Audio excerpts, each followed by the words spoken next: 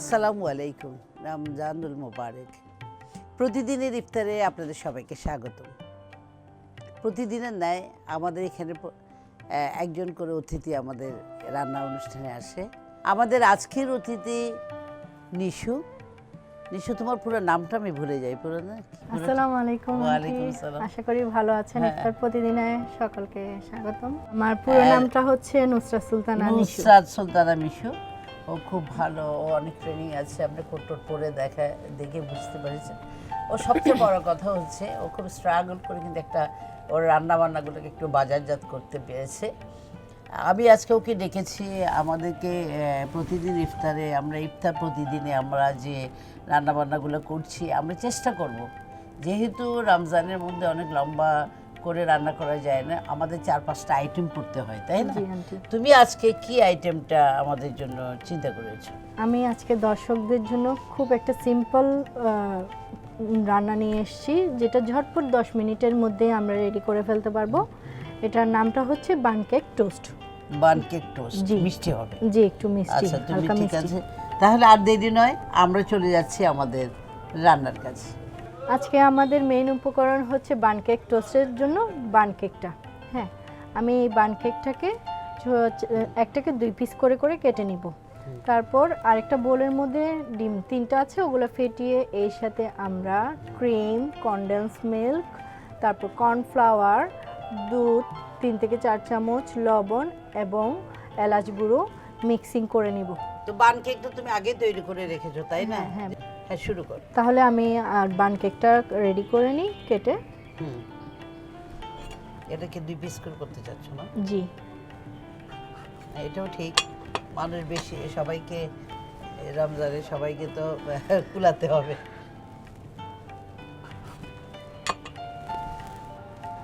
আরেকটা বাটিতে আমি ডিমগুলো ফেটিয়ে নেব। তুমি এখন 3টে ডিম দিলে না? এটা ছোট। আস্তে আস্তে আমার উপকরণগুলো অ্যাড করব। 1/2 চা চামচ আমি অ্যাড করছি এলাচ গুঁড়ো, স্বাদ মতো লবণ অ্যাড করব অল্প করে। এটা আমরা 1 চিমটি হিসাব ধরব। হ্যাঁ, 1 চিমটি হিসাব ধরব। 1 চা চামচ আমরা কর্নফ্লাওয়ার ইউজ করব। এখানে আমরা 1/2 কাপ কনডেন্স মিল্ক ইউজ করছি। অর্থাৎ তুমি চিনি দিবে না? না, একবারে আমি চিনির একদম কাজ হবে, চিনি একদম ইউজ করব না। চিনির পরিবর্তে আমরা কনডেন্স মিল্কটা অ্যাড করছি, যা হালকা মানে মিষ্টি। এটা লাভ হবে যে এটা থিকনেসটাও বাড়বে, জি, আবার মিষ্টিটাও হবে। হ্যাঁ। আর আমাদের দুধের কাজে হবে। হ্যাঁ, চিনি ইউজ করতে হবে না, দুধটাও ইউজ করতে হবে না, দুটাই আমরা এখানে পেয়ে যাচ্ছি। এখানে আমি 1/2 কাপের মতো ক্রিমটা ইউজ করব।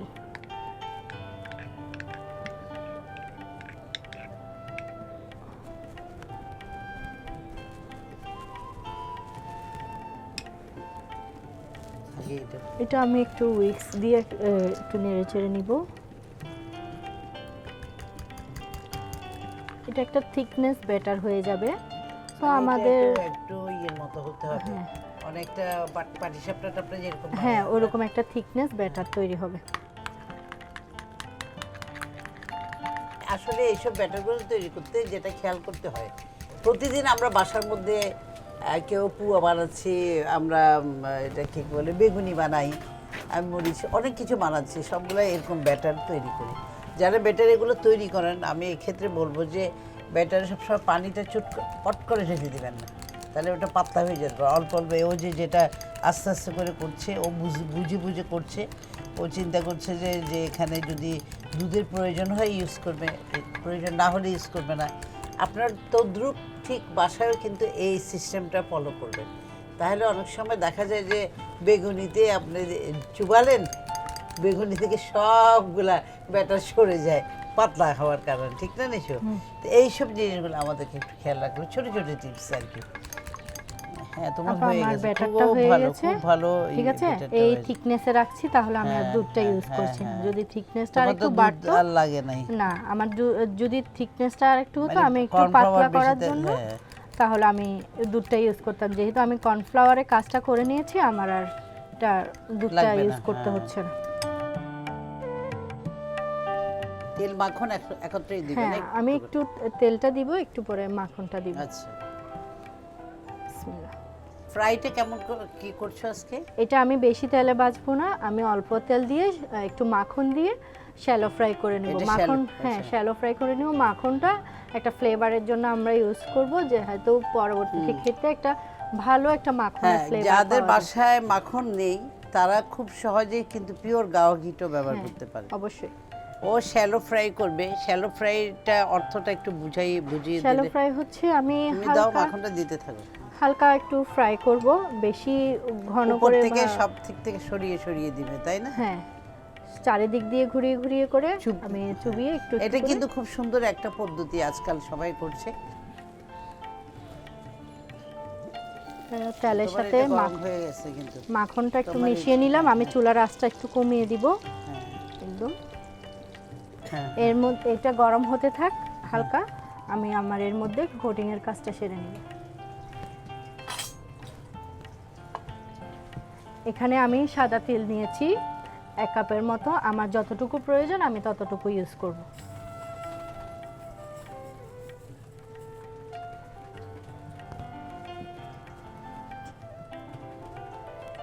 বিসমিল্লাহ।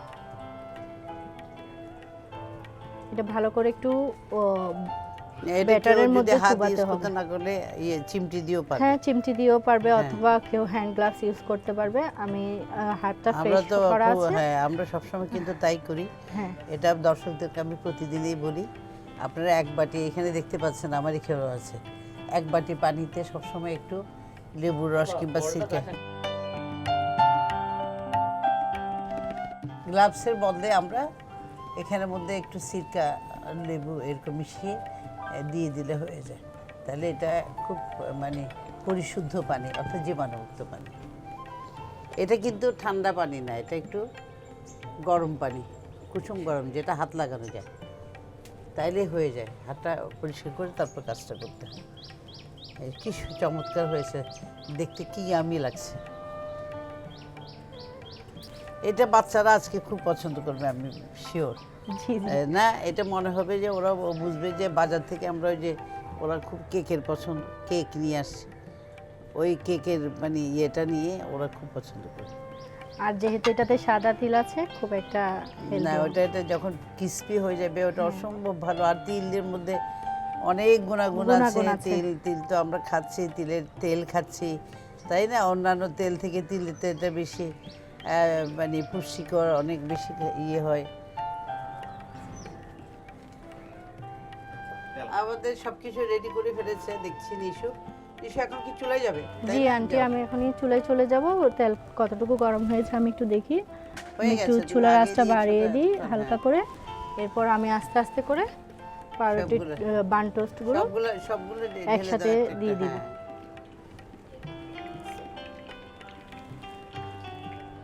আমার মনে হয় সাইড দিয়ে করে ফেলো, তাহলে দুই দিকে হতে তাড়াতাড়ি হবে।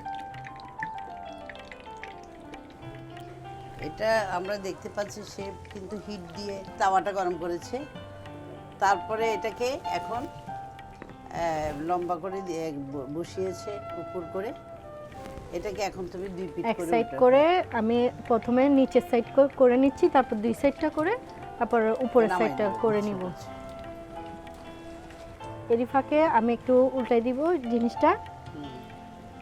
নিচের সাইডটা তোমার এটা উল্টিয়ে। ঘ্রাণ শুরু হয়ে গেছে, হয়ে হ্যাঁ, গেছে। এই যে তিলের স্মেলটা, দারুণ একটা অসাধারণ স্মেল। একটা স্মেল। দর্শকমণ্ডলী, আপনারা দেখতে পাচ্ছেন নিশু খুব সুন্দর করে চেক করছে আপনাদেরকে, ওইভাবে তিলটা যেন একদম পুড়ে ছাই না হয়। এটার টেকনিকটা কিন্তু আসলে তাপমাত্রাটা যদি কন্ট্রোল করা না যায় এটা কিন্তু সুন্দর হবে না, তেতো হয়ে যাবে। এখন ঠিক হয়েছে। তুমি এখন 2 দিকে একটু একটু করে ইয়ে করতে হবে। হ্যাঁ, এটা পারফেক্ট হয়েছে, এটা নামাই নিতে পারো।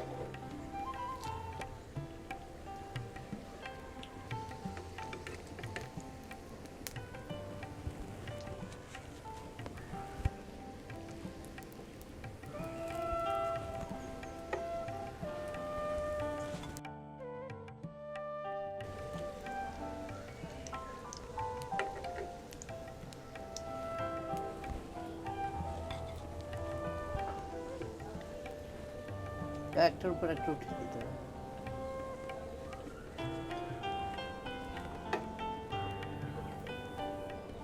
পাত্রটা একটু বড় হলে আরো ভালো হতো, যাই হোক। হ্যাঁ, সার্ভিং এর পর্যায়ে চলে যাচ্ছি। খুব বেশি কিছু সার্ভিং এর জন্য লাগবে না, জাস্ট এটাকে আমি উঠিয়ে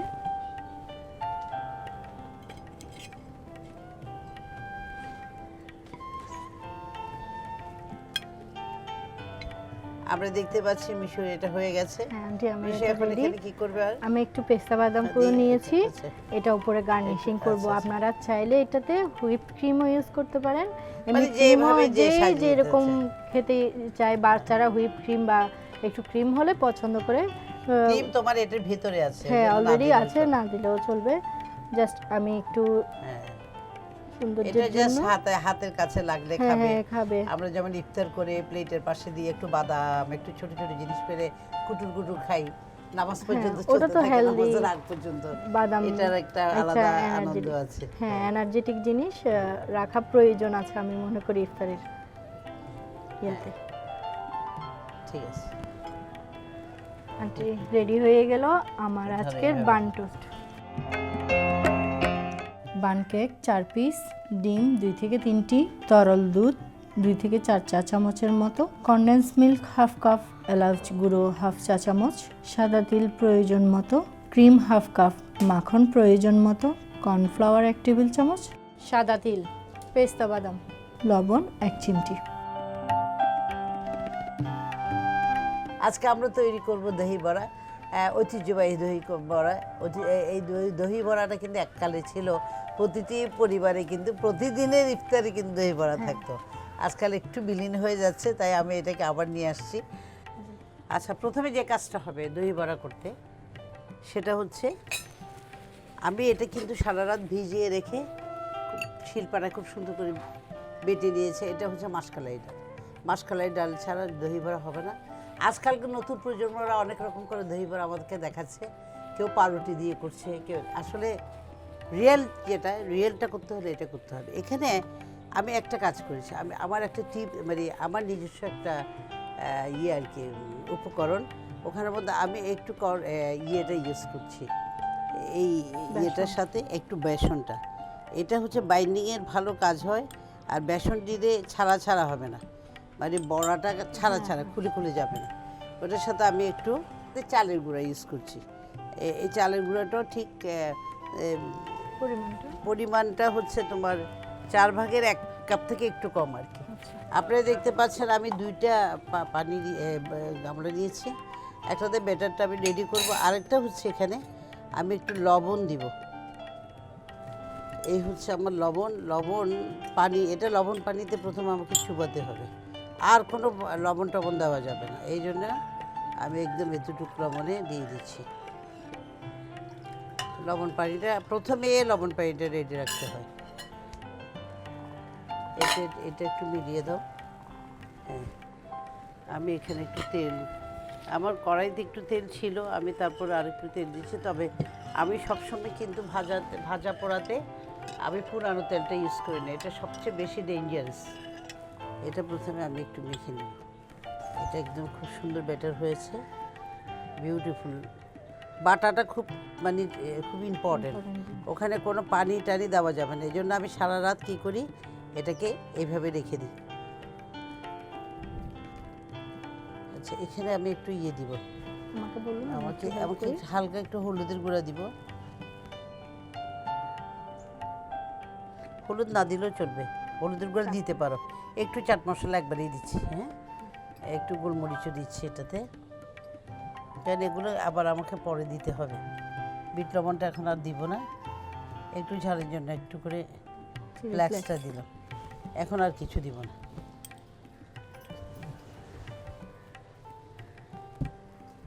কিন্তু এখানে কোনো লবণ দেওয়া যাবে না, এটা বারবার খেয়াল রাখবেন, একদম কোনো লবণই দিবেন না। লবণ দিলে এটা কিন্তু ফুলে যাবে।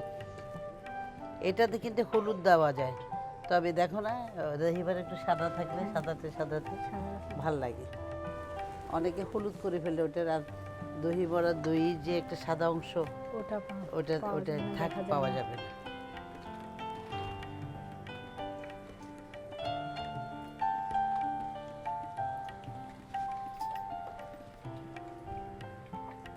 এটা খুব সুন্দর করে ভাজতে হয় এবং আস্তে আস্তে ভাজতে হয়। এই যে আমি যে তাপমাত্রাটা দিয়েছি এটা একদম পারফেক্ট তাপমাত্রা। এই তাপমাত্রায় কিন্তু ভাজতে হবে। লো হিটে? হ্যাঁ, এটা যেহেতু সাদা জিনিস ওই জন্য ওইভাবে ব্রাউন কালার হবে না, একটু সাদাতে থাকবে, ভিতরে হলেই হলো। ভিতরে ডালটা হয়ে গেলে হয়ে যাবে। এই যে আমার লবণ পানি আপনারা দেখতে পাচ্ছেন, এটা হচ্ছে আসল মানে সবচেয়ে ইম্পর্টেন্ট বিষয় দহি বড়ার জন্য। ওখানে রাখুন, স্টেপগুলো খেয়াল করবেন, একটার পর একটা আমি দিয়েছি। আপনারা অনেকে কি করে দইটা আগে ইয়ে করে ফেলে, ফেটিয়ে ফেলে, তারপরে এটা দেয়, এরকম হলে হবে না, কারণ এটা ইয়ে পানিতে ভেজার সময়টা দিতে হবে। আমি এটা চুলাটা অফ করে দিচ্ছি, আমি এটাতে দিয়ে দিচ্ছি।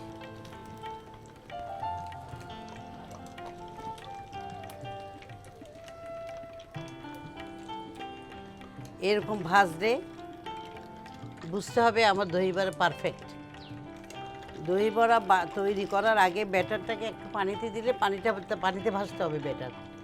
ব্যাটার পানিতে ভাজলে মনে করবে যেটা হয়ে গেছে। এখন আমরা যে কাজটা করব সেটা হচ্ছে টক দই। এখানে আমি কিন্তু টক যত দেরি হচ্ছে তত পানি বের হচ্ছে, তবে আমি টক দই পানিটা অত দিতে চাচ্ছি না একদম। এখানে 1 কাপ দই আছে আমার।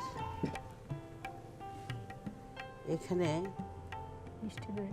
মিষ্টি দই অনেকে ইউজ করে না, অনেকে চিনি ডাইরেক্ট দিয়ে দেয়, আমি একটু একটু করে করি। আমি মিষ্টি দইটা একটু আধা কাপ চেয়ে একটু কম দিলাম, একটু চামচটা।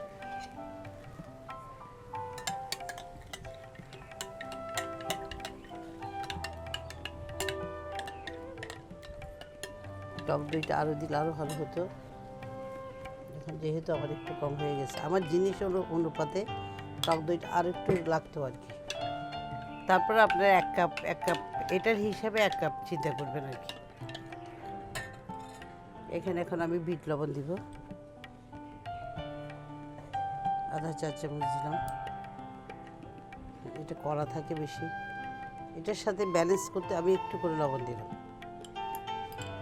খুব সামান্য। এটাতে গোলমরিচটা দিতেই হবে, গোলমরিচ না দিলে এটা ফ্লেভারটা ভালো আসে। তারপরে আছে চাট মশলা। হ্যাঁ, আসলে এই দহি বড়ার কনসেপ্টটা অ্যাকচুয়ালি উত্তরপ্রদেশে বেশি দহি বড়া খায়, তবে ওরা পেঁয়াজ খায় না আর কি, বাট দহি বড়া খায় পেঁয়াজ উইদাউট পেঁয়াজ। তা আমরা তো সবসময় একটু পেঁয়াজটা একটু মুখে লাগে, ভাল লাগে আর কি, না দিলেও কিছু নাই, হবে না। দাঁড়ান এখানে রাখি।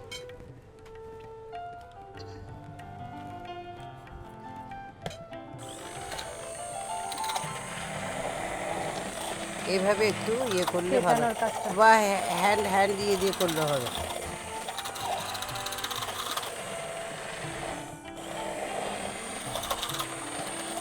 কত সহজে হলো না এটা হ্যান্ড দিয়ে হলে আপনারা একটু করে নেবেন।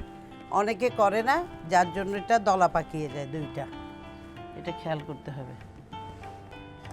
এখন আমরা এখানে একটু পেঁয়াজ কুচি দিচ্ছি মুখের মধ্যে ভালো লাগার জন্য। এটা অপশনাল, এটা আপনারা কেউ যদি খেতে না চান না দিতে পারেন। এটা অপশনাল, কেউ খেতে না চাইলে না দিলেও চলবে। অনেকে টক বেশি খায়, কেউ কম খায়, তখন আপনারা একটু চিনি নিজেই দিয়ে দিবেন। এটা আমি আর দিলাম না, এখানে একটু ভিতরে দিয়ে আগে ভিতরে মিশিয়ে ফেলি। ঝালটাও কিন্তু অপশনাল, কেন আপনার বাটির মধ্যে এগুলো সব রাখতে হবে যখন ইয়ে করবেন তখন। এখন আমরা যে কাজটা করব, এগুলাকে লবণ পানিতে দিয়ে, কিন্তু আমি একটু কড়া ভাজছি বলে সময় লাগছে, আরও অনেকে সাদা তুলে তাড়াতাড়ি হয়, তবে লবণ পানিতে প্রায় 8-10 মিনিট রেখে দিতে হবে। এইটা দাও ডিশ, এখন গার্নিশের জন্য আমি ডিশ নিচ্ছি তৈরি করার জন্য। এখন আমি এটাতে আস্তে আস্তে এটা বসিয়ে দিই।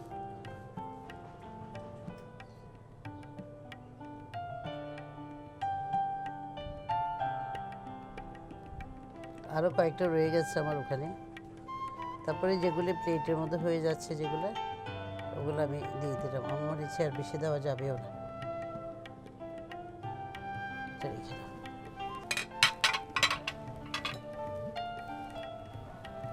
এই আসল আসল জিনিস হচ্ছে দই বড়ার এটা। মিক্সিংটা খুব ইম্পর্টেন্ট। দেখতে পাচ্ছেন এগুলো কিন্তু এটার মধ্যে আবার এটা কতক্ষণ টানবে, এটাও ঢুকে যাবে আস্তে আস্তে করে। আপনারা নিশ্চয়ই খেয়াল করছেন, দেখেন কি কি স্মুথ ঢুকে গেছে, একদম ঢুকে গেল, একদম শক্ত নেই। এটা চাইলে আপনি একটু কতক্ষণ পরে গিয়ে এইভাবে উল্টিয়ে দিবেন। আমি এক পিঠ দিলাম, কিছুক্ষণ রাখবো, রাখার পরে আবার এটাকে উল্টিয়ে দিতে হবে। এইভাবে দুইবার করে রাখলে হবে, তো অসুবিধা নাই। এক পিঠ হোক, ততক্ষণে আমি একটু গার্নিশের কাজ করি। এখানে আর একটু করে মরিচটা দিলাম, ফ্লেক্সটা আর কি, চিলি ফ্লেক্সটা না দিলে ভালো লাগে। এটা একটু চাট মশলা, এটাও স্পেশালি করেছি। এখানের মধ্যে এলাচি, দারচিনি গুঁড়ো থেকে শুরু করে তোমার সাম্বার মশলা টশলা সব কিছু আছে। এটা সবচেয়ে ইম্পর্টেন্ট, চাট মশলাটা। এটা ঠিক না হলে হবে না। আমি যেহেতু ওখানে দিয়েছি, এখানে আর দরকার নেই। তারপরে একটু ছিটিয়ে দিলাম। তারপরে আছে পুদিনা পাতাটা, প্রচুর দেয়া যায় আসলে পুদিনা পাতাটা, এটাতে খুব যায় আর কি দইয়ের সাথে। আমরা দইয়ের রায়তা করি না, রায়তাতে যেরকম যায় এটা। এখানে একটু গোলমরিচটা ছিটিয়ে দিই।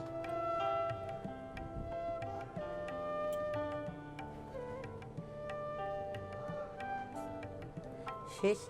লাস্টে হচ্ছে খাওয়ার আগ মুহূর্তে আমরা যেটা করব, এটা আগে থেকে দিয়ে রাখবো না, যেহেতু আমার ইফতারের টাইম হয়ে আসবে, এই জন্য আমি এটাতে এইভাবে দিচ্ছি। আর আমি এটা বলবো, কেউ আপনারা বাটি দিয়ে পাশে বাটিও দিব, বাটিতেও দিয়ে রাখবো। অর্থাৎ আমি বলি এটা পাশে দিয়ে রাখবো, কারো যদি ইচ্ছা হয় একটু বেশি দিতে, ওনারা নিতে পারে। এই হলো আমার আজকের স্পেশাল দই বড়া। মাসকলাই ডাল পেস্ট 1 কাপ, টক দই 1 কাপ, মিষ্টি দই আধা কাপ, বিট লবণ আধা চা চামচ, গোলমরিচ 1 চা চামচ, লবণ স্বাদ মতো, চিলি ফ্লেক্স 1 চা চামচ, চাট মশলা 1 চা চামচ, বেসন 2 টেবিল চামচ, চালের গুঁড়া 1 টেবিল চামচ, পুদিনা পাতা 1 টেবিল চামচ, ছোট কিউব কাটা পেঁয়াজ, নিমকি গার্নিশের জন্য, সাদা তেল ভাজার জন্য। বিশু, তোমাকে অনেক অনেক ধন্যবাদ আমাকে সহযোগিতা করার জন্য, সুন্দর একটা ইফতার তুমি তৈরি করার জন্য। আমাদের আজকের ইফতার তৈরি এই পর্যন্ত। আপনারা দেখতে পাচ্ছেন ক্রিসপি একটা সুন্দর মিষ্টি খাবারও করেছি আমরা, সাথে দই বড়া রেখেছি। আমার মনে হচ্ছে আজকের ইফতারি জমবে ভালো। এই পর্যন্ত। আপনারা সবাই ভালো থাকবেন, সুস্থ থাকবেন। আর আমরা কিন্তু প্রথমেই বলেছি আমরা রমজানের শেষের দিকে এসে গেছি। আমাদের পাপ পুণ্য এখনও আল্লাহর কাছে মাপ চাওয়ার কিছুদিন সময় আছে। এই সময়টা আমরা কোনোভাবে নষ্ট করব না। আমরা চেষ্টা করব আমরা খাওয়া দাওয়া রান্নাবান্নার পাশাপাশি যেন একটু ইবাদত করি। আল্লাহ আমাদের সবাইকে ভালো রাখুক, সুস্থ থাকুক, নিরাপদ রাখুক। আল্লাহ হাফেজ।